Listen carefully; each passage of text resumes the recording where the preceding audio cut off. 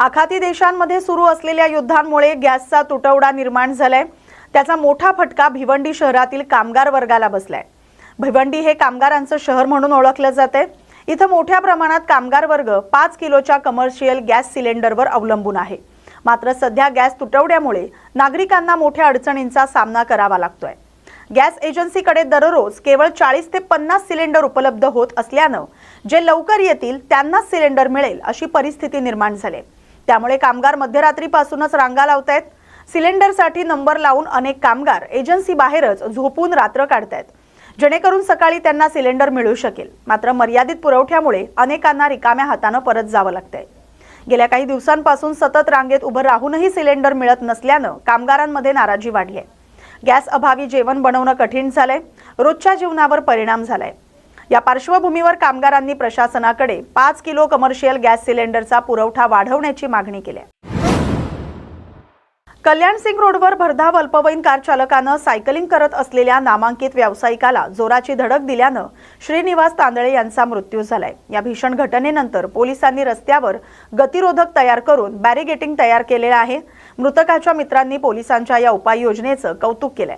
Ring रोडवर स्टंटबाजी करणाऱ्या तरुणांमुळे अनेक अपघात घडत असतात। या ठिकाणी भरधाव कार चालकानं सायकल चालवणाऱ्या श्रीनिवास तांदळे यांना धडक दिली, ज्यामुळे त्यांचा मृत्यू झालाय। पोलिसांनी घटनेची गंभीरता लक्षात घेत रस्त्यावर गतिरोधक तयार करून बॅरिगेड बसवलेत आणि गस्त वाढवली आहे, जेणेकरून अशा अपघातांची पुनरावृत्ती होणार नाही। मृतकाच्या मित्रांनी सांगितले की आमच्या मित्राचा जीव गेलाय, अन्य कोणाचा जीव जाऊ नये या कामगिरीसाठी पोलिसांचं कौतुक केले जाते। परवा झालेल्या आमच्या परममित्राचं जे काही ते दुःखद ॲक्सिडेंट झाला आणि बोलता येत नाही आहे आणि सांगता येत नाही आहे, पण तुम्ही जे आता करून राहिलेत ते अत्यंत चांगलं काम करतायत। स्पीड ब्रेकर लावलेत, बॅरिगेड्स हे केले आणि ना कंटिन्युअस फॉलोअप ठेवा। इथे सगळी मुलं आणि यंग जनरेशन येते आणि खूप स्पीड असते नेहमी, पण तुम्ही ताबडतोब ॲक्शन घेऊन ह्या सगळ्या गोष्टी केल्या। पण आमच्या मित्राचा जीव गेला, त्याचा आम्हाला दुःख कायम राहील। त्याच्यामुळे पुढे असं काही कोणाच्या बाबतीत होऊ नये हीच अपेक्षा आहे आणि कायम तुमचं लक्ष राहू द्या। अजून एक रिक्वेस्ट करतो, ऋतू मैदानच्या तिथे पण खूप ॲक्सिडेंट होतात, दोन्ही साईडनी गाड्या पार्क असतात, त्याच्यावरही काहीतरी ॲक्शन घ्यावी एवढीच विनंती। धन्यवाद। नवी मुंबईत विविध ठिकाणी पोलिसांनी अचानक नाकाबंदी करत वाहनांची कसून तपासणी सुरू केली आहे। ड्रग्ज किंवा इतर अंमली पदार्थांची तस्करी होत असल्याच्या संशयावरून ही कारवाई करण्यात येत असल्याची माहिती पोलिसांनी दिली आहे। नवी मुंबईतील परिमंडळ 1 अंतर्गत जवळपास 7 पोलीस ठाण्यांच्या हद्दीत ही नाकाबंदी करण्यात आली। अचानक उभारलेल्या नाकाबंदीमुळे नागरिकांमध्ये काही काळ संभ्रम निर्माण झाला होता। मात्र सहाय्यक पोलीस आयुक्तांनी स्पष्ट केले की ड्रग्ज किंवा इतर अंमली पदार्थांची वाहतूक होत असल्याची शक्यता लक्षात घेऊन ही विशेष मोहीम राबवण्यात येते। सध्या संशयित वाहनांची कसून तपासणी सुरू आहे। अद्याप कोणतीही मोठी कारवाई करण्यात आलेली नाही। नागरिकांनी घाबरून जाऊ नये, तसंच सतर्क राहून पोलिसांना सहकार्य करावं असं आवाहन पोलिसांनी केलंय। आज माननीय पोलीस आयुक्त मिलिंद भारांबे साहेब तसेच पोलीस उपायुक्त पंकज दाणे साहेबांच्या आदेशावरून झोन 1 मध्ये नाकाबंदी लावण्यात आलेली आहे। झोन 1 मध्ये APMC, वाशी, त्यानंतर तुर्बे, सानपाडा, रबाळे एमआयडीसी आणि कोपरकरणे या भागामध्ये मोठ्या प्रमाणात नाकाबंदी लावली। त्यानंतर गुन्हेगारांचे हाऊस सर्च आणि महत्त्वाचे बगीचे, पुलं या ठिकाणी चेकिंग या 3 टप्प्यामध्ये आपण हे करतो, कारवाई करतो। यामध्ये विशेषतः नार्कोटिक संबंधी आमची चेकिंग आणि नाकाबंदीमध्ये दरम्यान कारवाई करतो। तर कोणाला पकडण्यात वगैरे आलंय का आता? अद्यापपर्यंत आमची चेकिंग चालू आहे। आम्ही अचानक ही नाकाबंदी 6 ते 9 वाजेपर्यंत लावलेली आहे। त्यानंतर संपूर्ण कारवाईचा आम्ही आढावा घेऊ।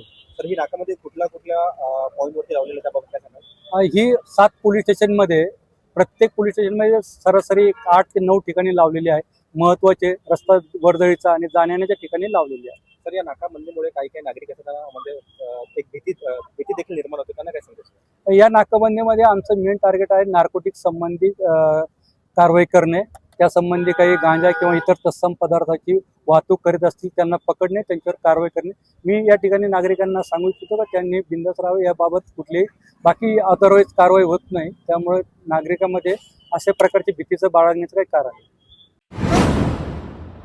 मुंबई आणि लगतच्या परिसरातील गिरणी कामगारांसाठी 1 लाख घरं बांधण्याचा महत्त्वाचा निर्णय सरकारनं घेतल्याची माहिती उपमुख्यमंत्री एकनाथ शिंदे यांनी विधान परिषदेत दिली.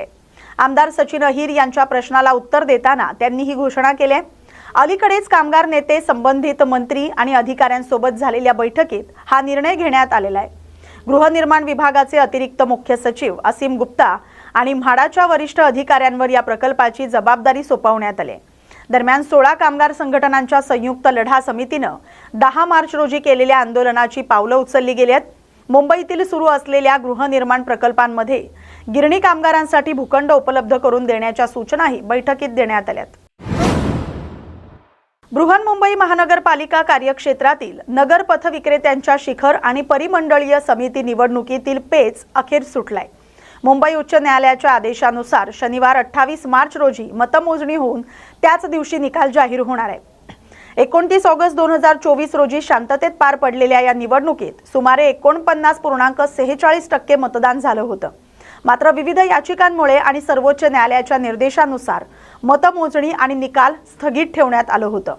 1.5 वर्षांपासून मतपेट्या स्ट्रॉंग रूममध्ये सुरक्षित ठेवण्यात आल्या होत्या.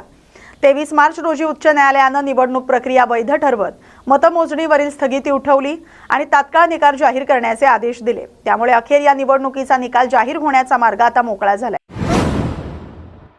मुंबईकरांना पुरेशा दाबानं पाणी पुरवठा सुनिश्चित करण्यासाठी बृहन्मुंबई महानगरपालिकेनं भांडूप संकुलातील 4 उदंचकांचा दुरुस्ती आणि नूतनीकरणाचा महत्त्वाचा निर्णय घेतलाय. या कामासाठी सुमारे 4 कोटी रुपयांचा खर्च अपेक्षित आहे. कंत्राटदारांची नियुक्तीही करण्यात आली.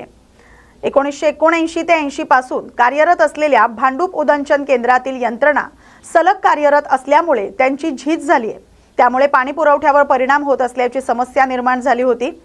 या पार्श्वभूमीवर उदंचकांची कार्यक्षमता वाढवण्यासाठी दुरुस्ती आणि देखभाल आवश्यक ठरली आहे.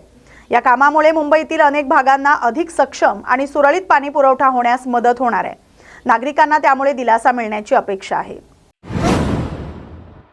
मुंबई महापालिका आयुक्त भूषण गगराणी यांच्या निवृत्तीनंतर रिक्त होणाऱ्या पदासाठी महायुती सरकारमध्ये हालचाली वेगानं सुरू झाल्यात. 31 मार्च पूर्वीच नव्या आयुक्ताच्या नियुक्तीबाबत निर्णय होण्याची शक्यता व्यक्त केली जाते. या पदासाठी अश्विनी भिडे यांचं नाव आघाडीवर असून त्या महत्त्वाच्या प्रकल्पांच्या अंमलबजावणीत अनुभवी मानल्या जात आहेत. तर उपमुख्यमंत्री एकनाथ शिंदे यांनी असीम गुप्ता यांच्या नावाचा आग्रह धरल्याची माहिती आहे. दोन्ही नावांवर एकमत न झाल्यास विकास खरगे यांचा पर्याय समोर येऊ शकतोय. दरम्यान अंतिम निर्णय लवकर होण्याची शक्यता आहे. मुंबई महानगरपालिकेला नवा आयुक्त मिळण्याचा मार्ग मोकळा होऊ शकतोय. या बातमीसोबतच मुंबई बुलेटिनमध्ये आता इथेच थांबतोय. अशाच महत्त्वाच्या बातम्यांसाठी पाहत राहा न्यूज मराठी 24/7. नवा भारत, नवा विचार.